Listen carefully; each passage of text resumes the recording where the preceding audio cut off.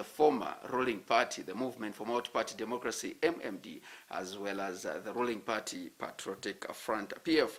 And now he is the founding, president or leader of the Movement for Democratic Congress, Felix Mutati.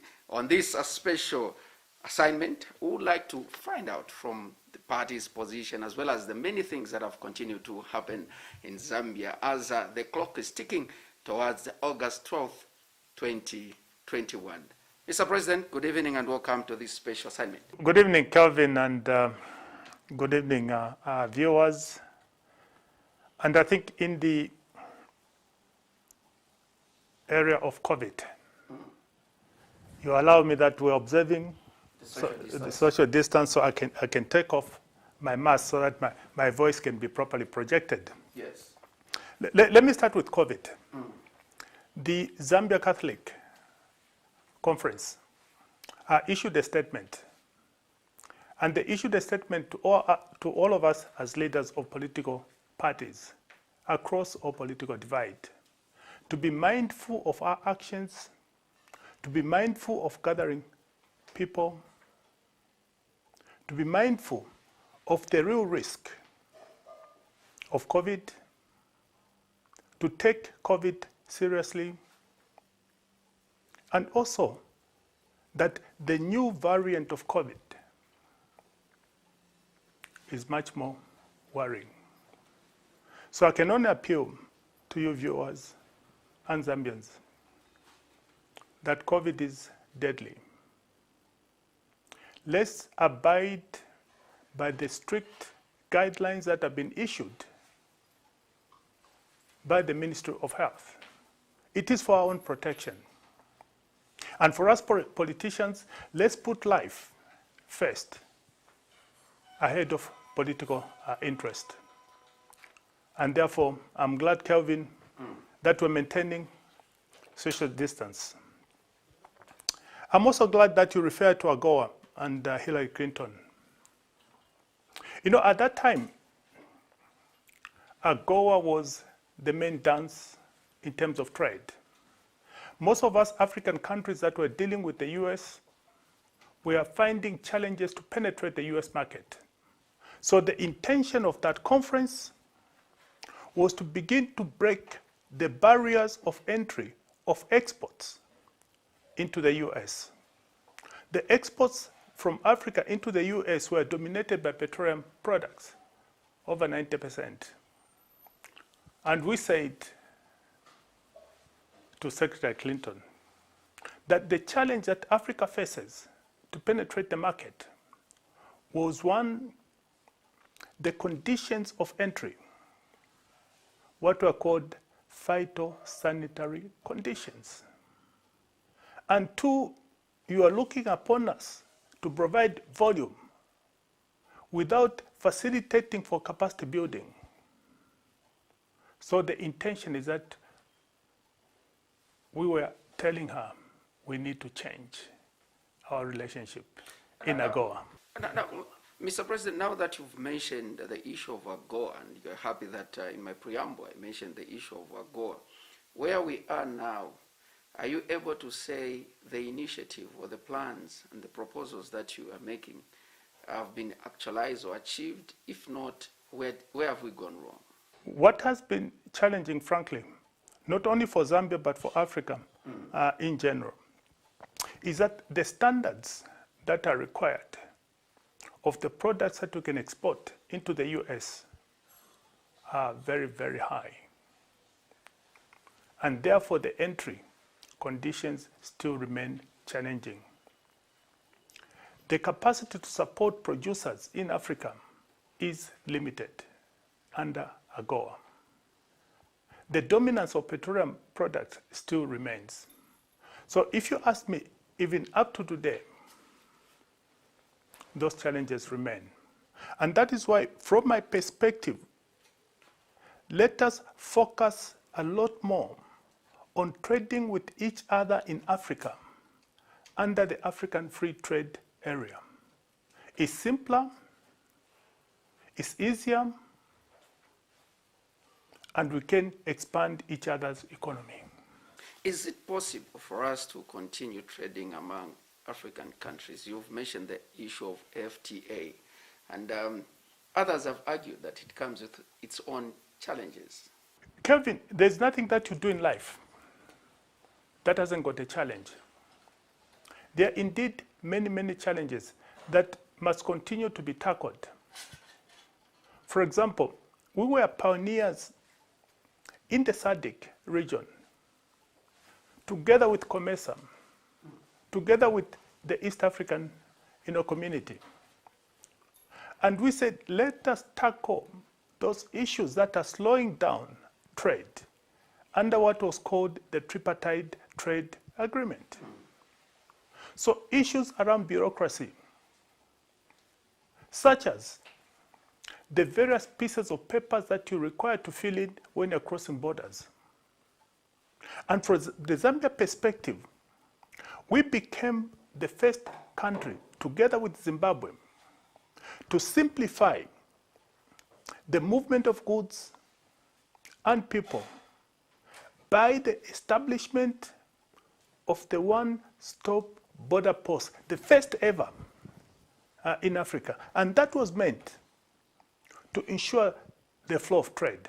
And that has been recognized as a constituent part of what must be done to improve trade in Africa. So if you ask me, let's put the African Free Trade Area ahead of AGOA. Talking about trade, I'm happy that we started on a high, and I'm sure that it brings in good memories when you talk about AGOA and the summit itself. Recently, we've seen government of the Republic of Zambia taking over the running of Mopani copper mines.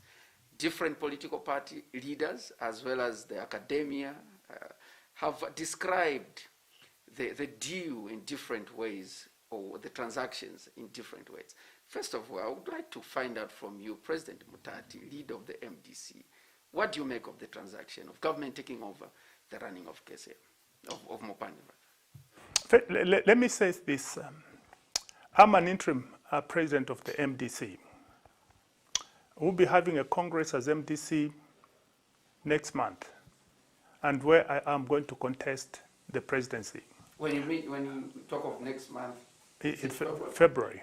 February.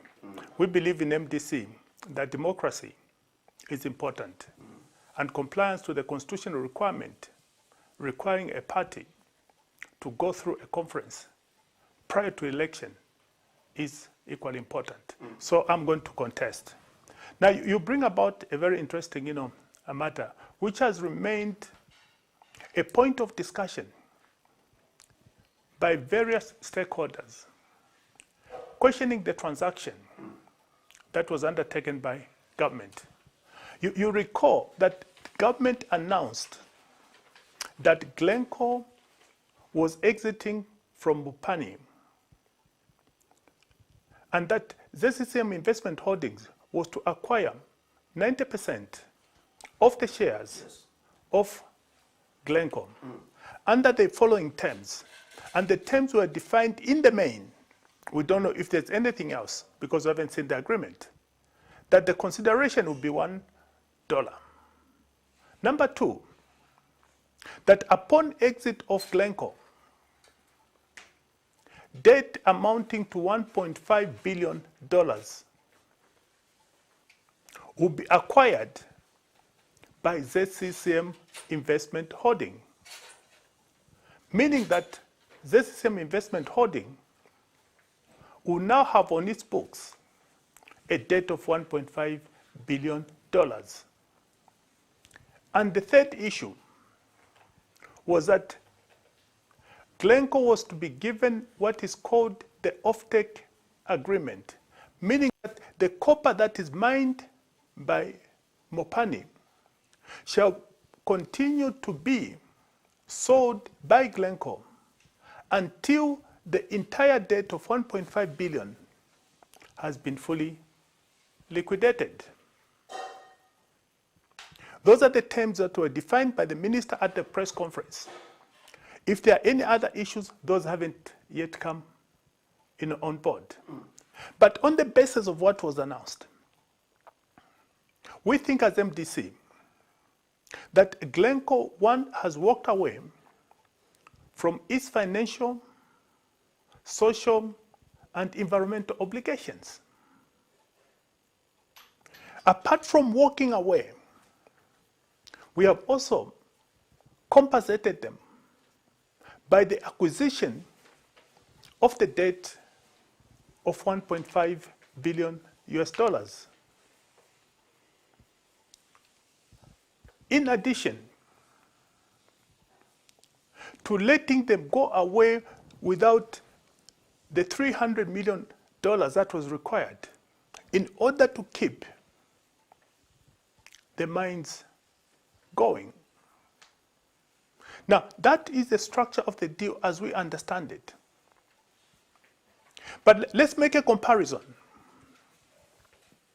Because a similar transaction 18 years ago happened here in Zambia when Anglo-American announced that they were exiting KCM. And the reason that they put for exiting KCM was that they were no longer going to proceed with the KDMP project. That is the Konkola Deep Mine. And the reason was that the price of copper could not justify for them to sink KDMP. And they said, we are going to go away. Difficult situation at the time, 2002. The risks that were there was that KCM still was a significant part, not only of the mining sector, but of the Zambian economy. And therefore, it could not be allowed to go under. So the president then, late Mwanawasa, may he so rest in peace, took a bold decision. One, to constitute a high-level interministerial team,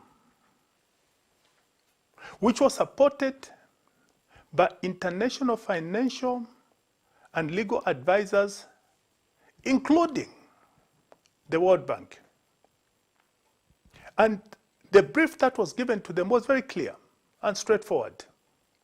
Can you come up with viable options that are going to ensure that KCM continues to operate? It does not shut down. We save jobs, and all those that were depending on the business environment that was generated by KCM. Having done that, the terms of the exit, and this you have to listen carefully. When Anglo exited, they paid, upon exit, $112 million to ensure that KCM continues to run,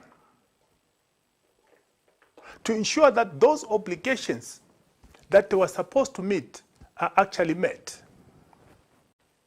So $112 million at that time, they paid into KCM.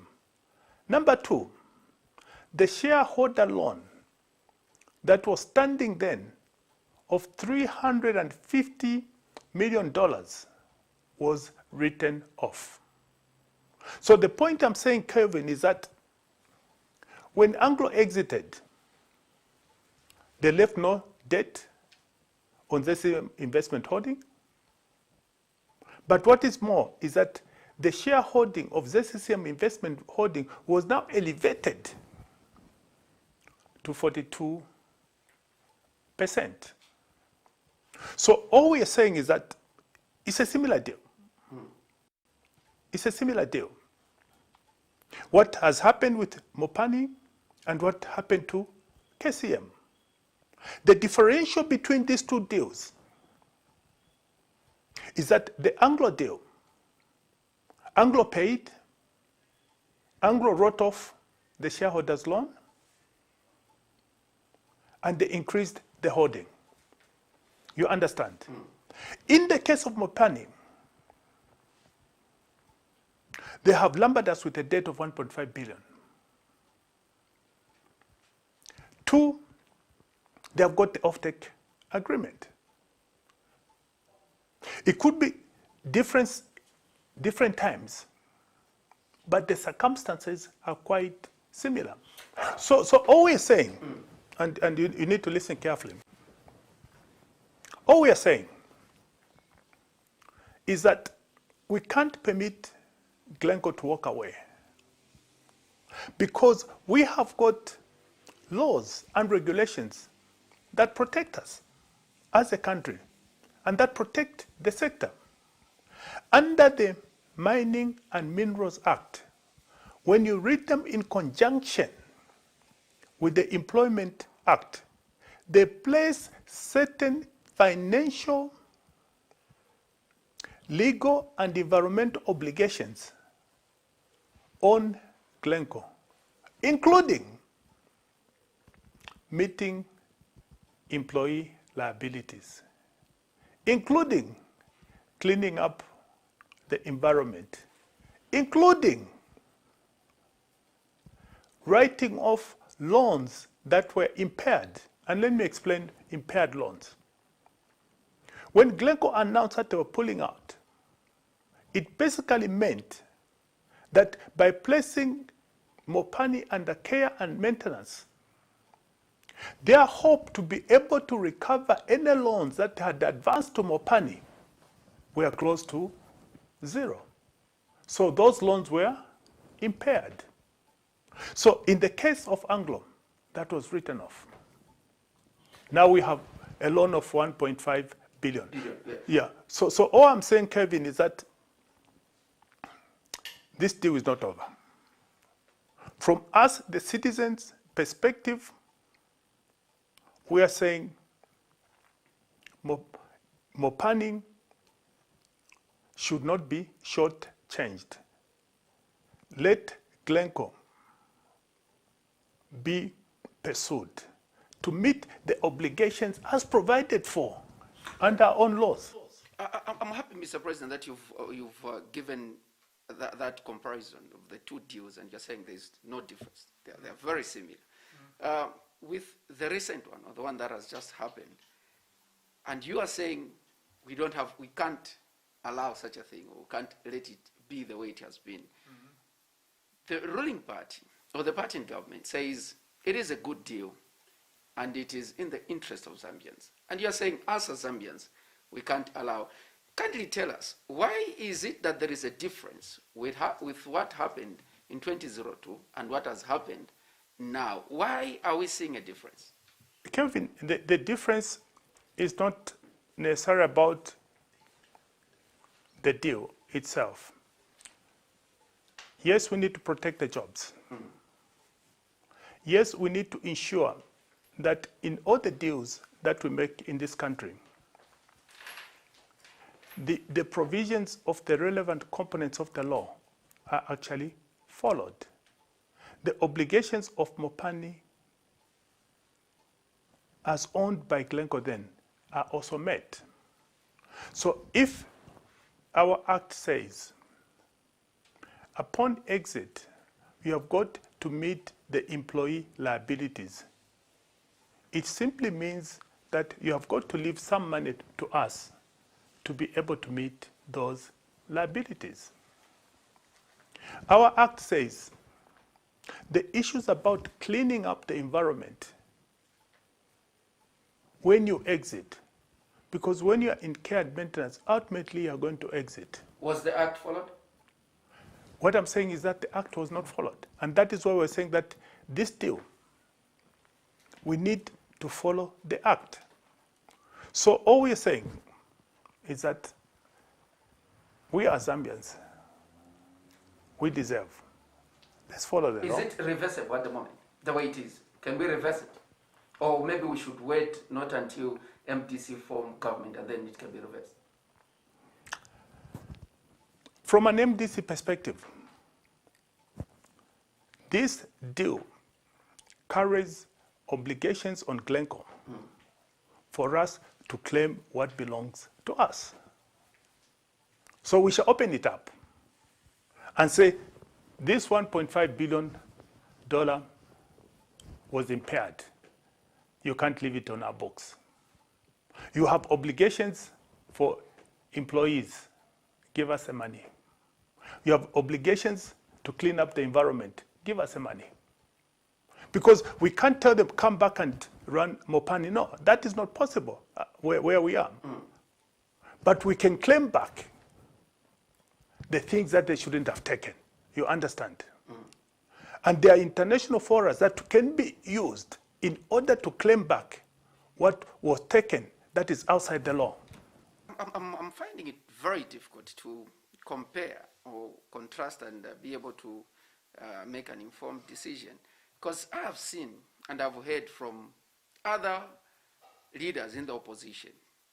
They are leading different political parties. They have said this is a welcome move. And this is a very good deal. And even Zambians who don't even understand are saying it is good that now this government is thinking of us and now we'll start running our own mines. Is there anything good that we can point out of this deal? I think the thing that you can point out that is good on the deal is one, that the jobs have been protected. Okay? That there's no doubt. Protection of jobs, there's no doubt. What we must ask is, are the other components of carrying on the debt, are the other components of the offtake agreement necessary to be part of this debt? You understand? So that is what we are saying. So we are saying that we have a deal which we can compare to what has happened in the past. And in the past, with Anglo, maybe I say it slowly, when Anglo exited, they paid 112 million to ensure that KCM continues to run post-exit. They wrote off the shareholder loan, which we are repaying Mopani. They wrote off the shareholder loan. We are left without any obligation. So the books of KCM were left clean. This is an interesting subject matter, and I'm loving the way you're explaining, but we've got a number of issues to tackle. From the MDC point of view, or as president of MDC, as Mr. Mutati, how best would you like to run our mines? First, I hope that you have been able to get Yes. the transaction, Yes. properly. And in summary, all we're saying is that the books of the deal will be opened, Yes. to ensure that we claim back what truly belongs And to. you said we cannot allow. such a thing. What truly belongs to Zambia, Yes. and we'll claim it back from, Glencore. First of all, the mining sector is perhaps one of the biggest engines for economic development in Zambia. Not only for generation of foreign exchange, but also for the generation of opportunity for business, particularly on the core belt, and particularly in this case, in Kitwe and Mufrira. A number of small businesses are depending for their survival on Mopani. A number of people are depending for their survival through employment by the sector. So we can't allow as a country to have such a key asset going down, because it will affect the economy. That is number one. Number two is that its contribution to the generation of foreign exchange is significant. And that affects many facets of the Zambian economy. Now, you asked me about the broader mining, sector. Yes. I think the mere fact that we have had challenges at KCM, challenges at Mopani, means that there are things that we must do to address the business environment, Which we are not doing at the moment. which are causing and creating the difficulties, including the exit. Okay? Different conditions. And we think from an MDC perspective, what you must do is, first of all, look at the policy environment in the mining sector, including testing for whether there's consistency, in particular with the tax regime. We have, for example, at the moment, we are aware that almost $1 billion of investment is pending in the mining sector in Zambia. We need to bring it in because we are hungry for investment. So we need to address those challenges that are holding back this investment to land, which includes the fiscal regime, which we need to do, which we need to address. So for us, from an MDC perspective, it is a business environment, it's consistency in policy application in the mining sector. But equally important, let's not forget that small Zambian, the artisanal mine, because that is where the jobs of the future are going to be created. Creating financial instruments that are going to support those small miners to be able to carry on their business. And the next thing that we want to do in the mining sector is the whole issue of local content, the whole issue of value addition, that we must begin to generate a significant component of goods that can be supplied into the mining sector. I recall we persuaded a company called Necamp to start producing cables from our copper. And that is the direction that we need to take. I'm happy that you've even touched the issue of the economy.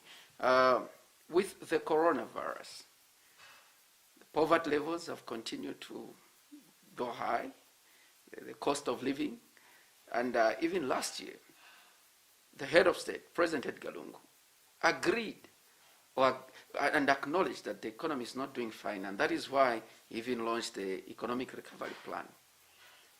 As somebody who has served in government, a leader now in the opposition, how is our economy, and what are some of the prospects that we can put in place or measures in order, if you agree with the stance that the president said, to say our economy is not doing fine, what is it that we need to do in order to revamp our economy? I think, Kelvin, it's quite evident that we have significant challenges in terms of the state of the economy. The economy was in a difficult condition even before COVID, but COVID has just made it worse.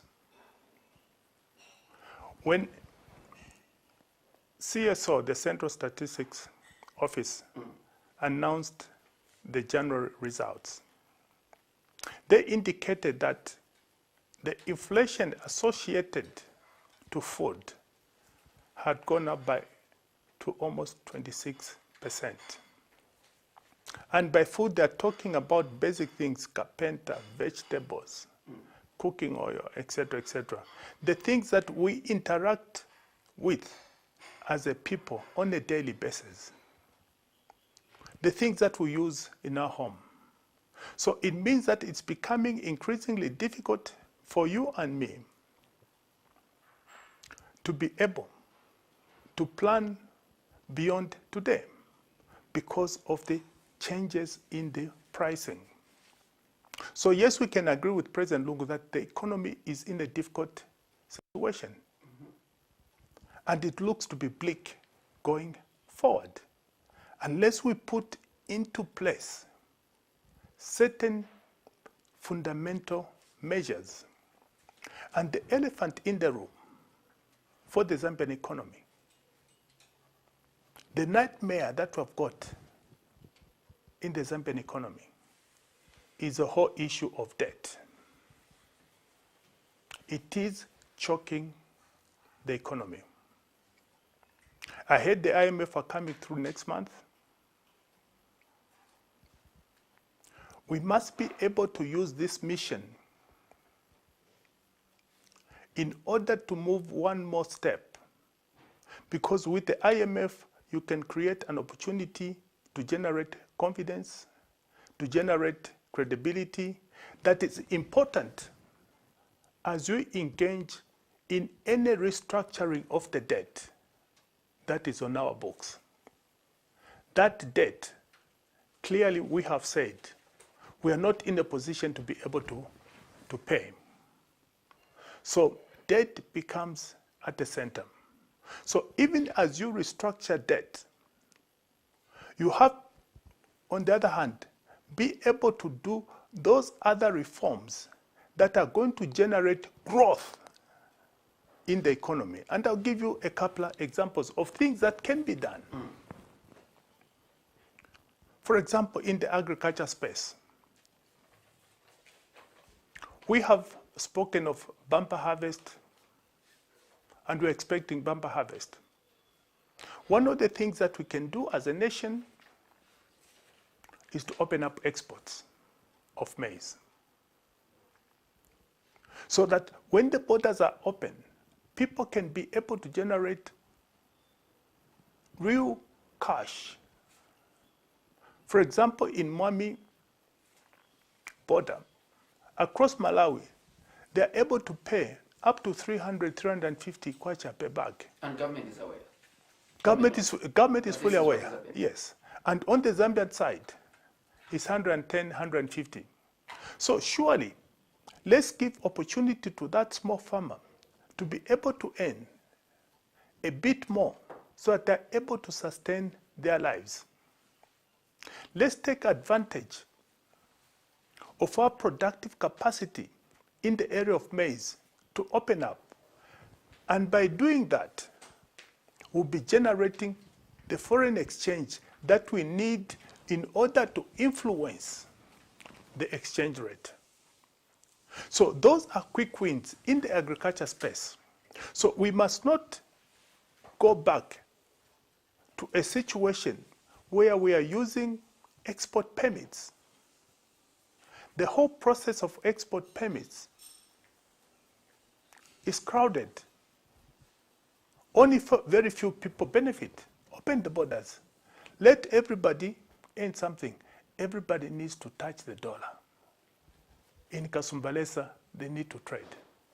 So the first easy win is agriculture, and make it as a permanent policy so that those that are investing in the agriculture space, particularly maize, can now plan better that there is an opportunity going forward to make money through exports of maize, and use your food reserve agency only for security to ensure that we've got sufficient maize in the country.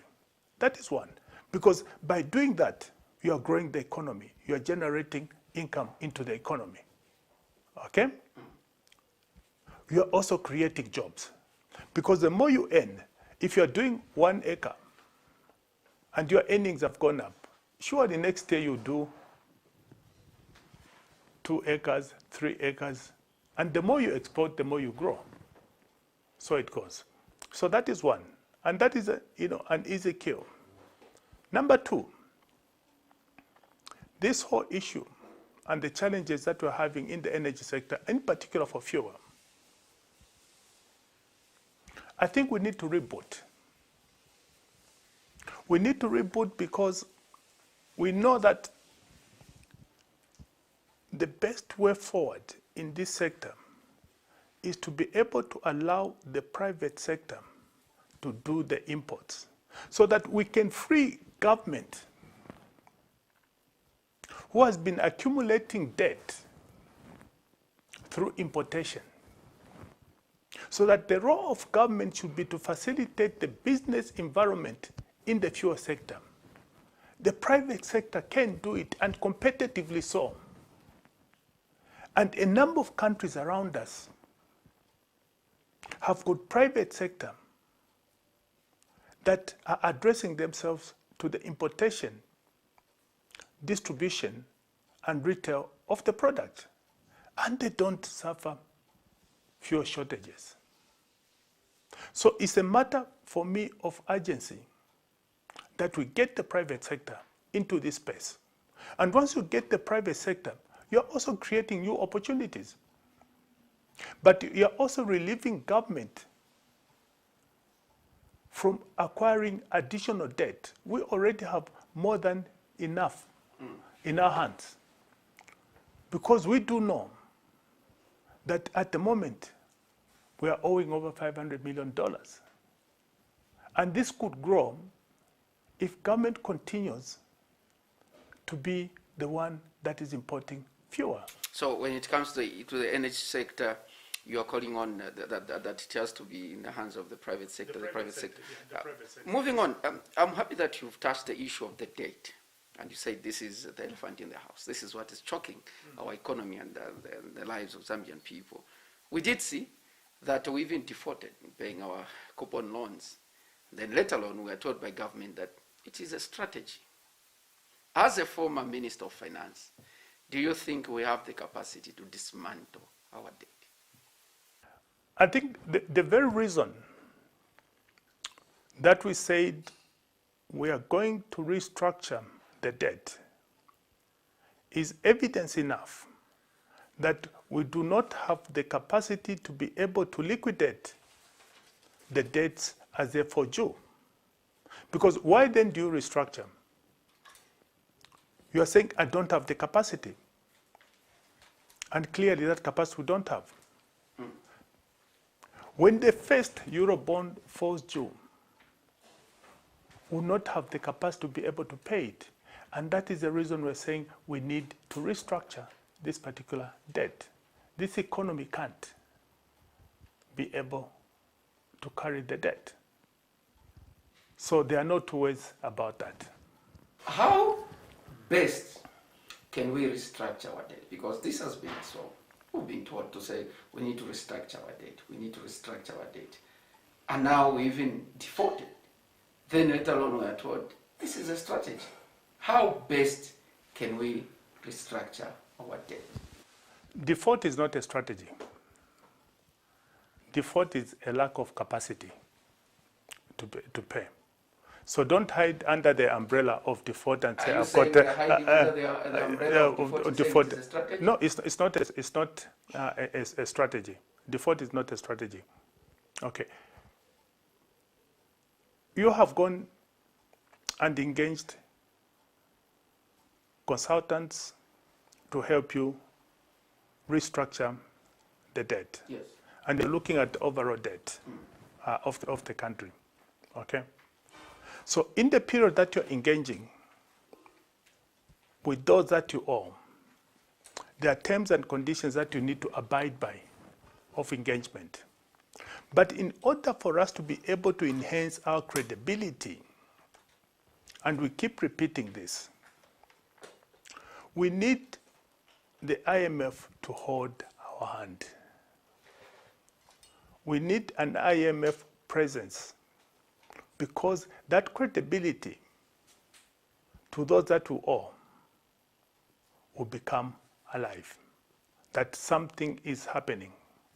Without an IMF program, it will make debt restructuring extremely difficult. And that's why we are advocating as MDC that let's push pretty fast to begin to get a program with the IMF. So without the IMF, we can't restructure at the moment? Without an IMF program, it will be difficult to restructure because you need confidence. When you're restructuring, you're making assumption to go, into the future. The IMF acts as an institution that issues you a certificate of fitness. That this program that you are putting forward, these reforms that you are putting forward are credible. And we have issued a certificate to Zambia that this is a credible program. How difficult or easy it is for us to strike a deal with IMF? Because the issue of IMF, I remember when you served as Minister of Finance, you talked about the IMF. And up to now, we have a new minister. And even the issue of IMF is still coming. And Zambians are asking, is it that difficult for us to strike a deal with IMF? What is it that is holding us not to strike a deal with IMF? It is not difficult to strike a deal with IMF. What you need for a deal with IMF is to open up your books and give the situation that you've got, number one. Number two, you need to work out what is called a debt sustainability program. And all it does is to say the economy will be able to generate sufficient money in order to address the issues of installments as a for due. So the IMF will check your model and be able to say, yes, there's credibility that this model will be able to hold. And once they do that, it is easier then to persuade the people that you owe that you have got a credible case for restructuring. Will I be right, President Mutati, to say we haven't been opening our books to the IMF and we don't have a sustainable or a debt sustainability plan? Maybe let me put it this way. The plan is there, but it is yet to be validated by who? By the IMF, and that is the reason they're coming through. So we have a plan. Yeah, they are coming through to validate the plan, as I understand it. The plan is there, and it's a component of the economic recovery program, and therefore they give it to them and say, no, this is how we think the things are, and they're going to do their validation. And the books? In order to have a plan, it must come from the books. So they'll say, this is your plan. It's based on what? They open the books and counter-check. The way you do for auditing, isn't it? Yes. This number comes from here, this number comes from there, that number comes from there. So we are ready as a country? Let's wait and see when they come. Because when they come, they'll be able to go through and issue a statement that say, no, we have looked at what you've got. We are convinced that you have got a credible case going forward. So you can only tell when they come? Well, after they've done the work. Let's move on to the issue of corruption. Corruption is more like a song. The opposition accusing, the party in power that there's too much corruption, starting with the president, the ministers that have been called all sorts of names, and others even appeared in court and they were acquitted, or there was no case. And those that are in power are saying you cannot just be singing this song of corruption without evidence. Provide evidence. Year in, year out, when we look at the Auditor General's report, the Financial Intelligence report, the Trends report, it brings out glaring evidence of corruption that has continued to take place in government, involving those that are in power. As MDC, the party in waiting to form government, first of all, do you believe that there is corruption? If there is corruption, what are some of the measures that you want to put in place or that you are going to put in place in order to fight corruption? Kevin, you recall just recently, we had a situation at the Ministry of Health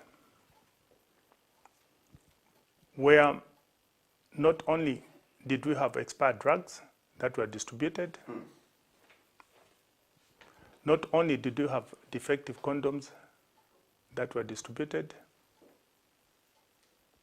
not only did we have a contract that was delivered in a corrupt manner, And this was announced by the Auditor General.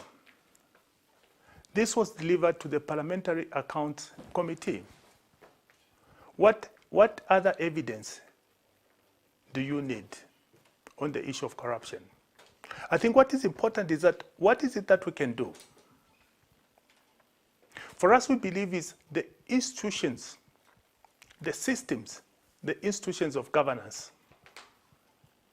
One of the things as MDC that we are going to put in place is that let's have security of tenure. For example, for the Director General, so that they are protected, the same way that the Auditor General has security of tenure. Maybe that can begin to improve. Maybe they can begin to have teeth. 2 is pure systems, internal controls in the government. 3 is the issue of having the correct people doing the correct jobs. 4 is to ensure, particularly at the political level, and in MDC we are saying one of the things we are going to do is to reduce the powers of the president. And therefore, when it comes to corruption, if a political figure is implicated, we shall say step aside until that matter is resolved. You've talked about security of tenure. And the president, I remember one time when he was, terminating the contract of one of the people that served as minister, he said, I don't know why the investigative wings, the Anti-Corruption Commission, the Drug Enforcement Commission, as well as the police, still want to wait for the president to give them a directive.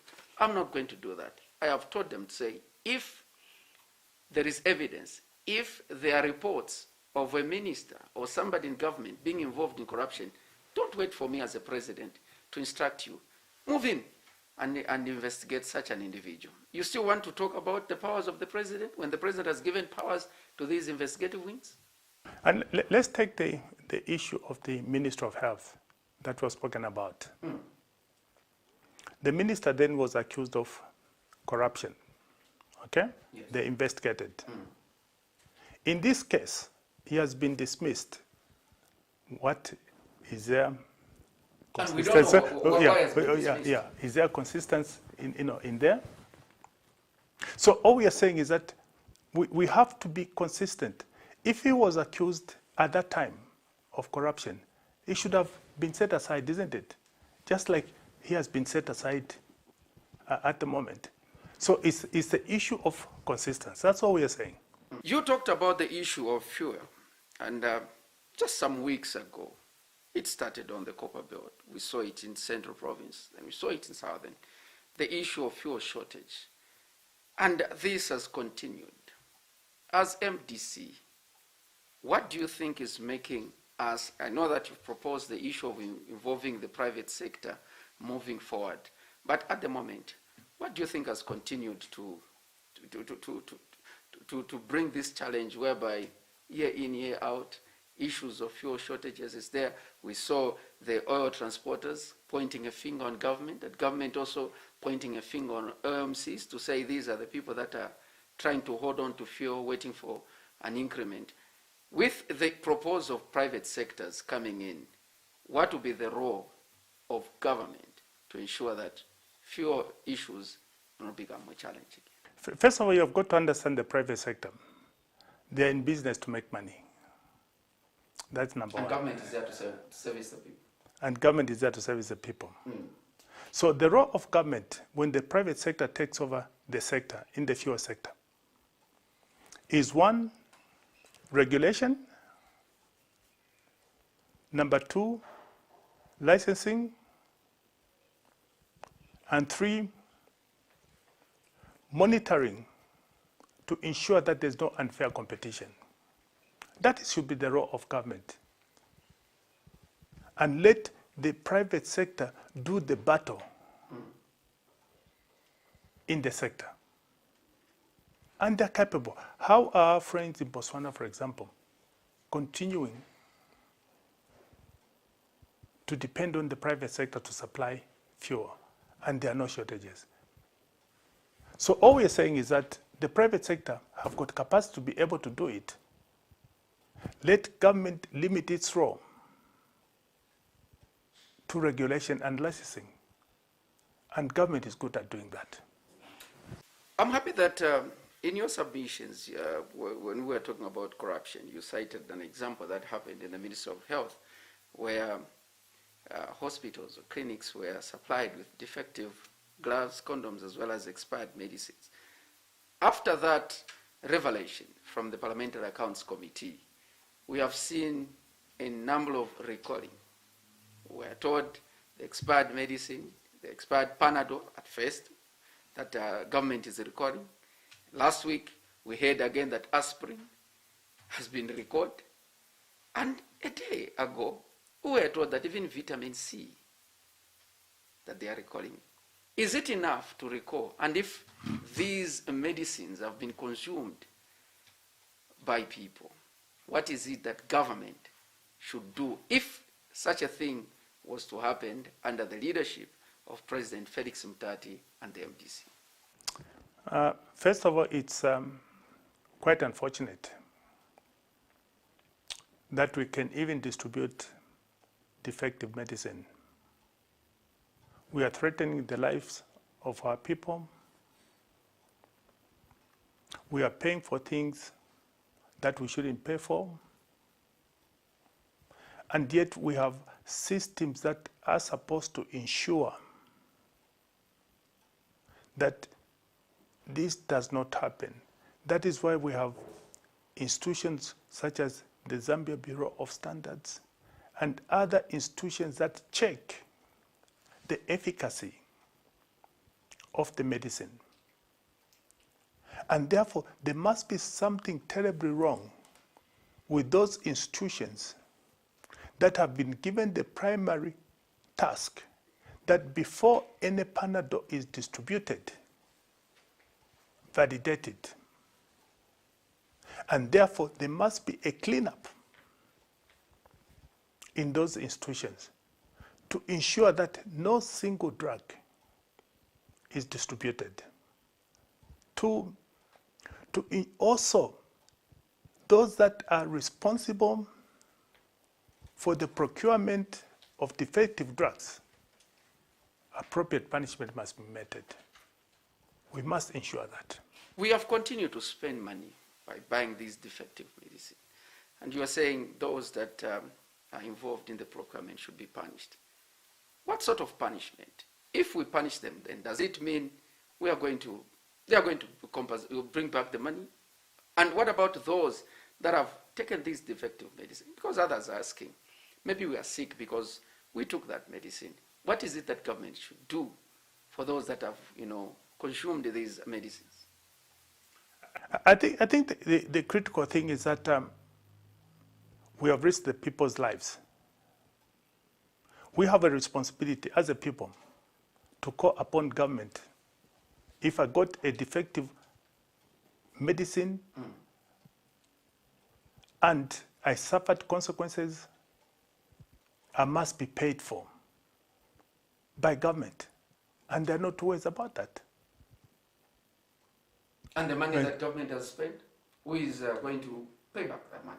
If at all you are to propose such a thing.